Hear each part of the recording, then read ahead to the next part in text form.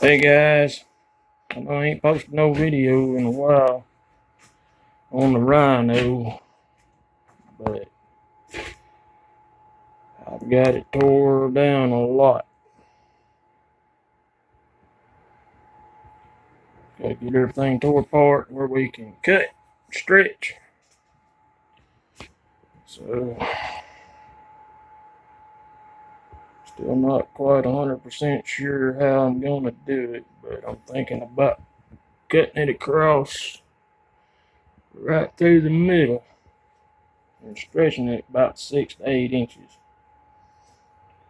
So, maybe that'll work out pretty good. And I might stretch the rear end out a little bit further to, I don't know, I'm definitely going to build some A-arms that are going to kick back maybe 1.5 inches, maybe 2 inches, I don't know. And I'm going to widen it. So I'm going to do the same on the front. Build A-arms. That way they can kick forward.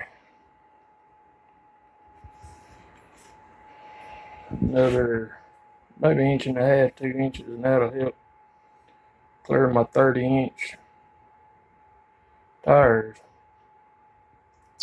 So right now the 30s get kind of off, playing hard. They scrub the fender wheels. So I move them forward 1.5 to 2 inches. It should solve that problem.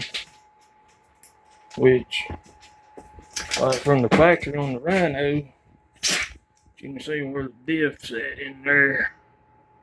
The axles are kicked back about like that anyhow. They're not straight with the knuckle out here. So build the A-arms and get it straight with the axle. I mean, that's going to give you 2 inches at least. So anyhow, I know it don't look like much right now, but whenever I start, get some more tore apart and cut the frame and get that part figured out, I'm gonna cut it, and I'll make another video and keep y'all informed. So thank you guys for watching. Bye.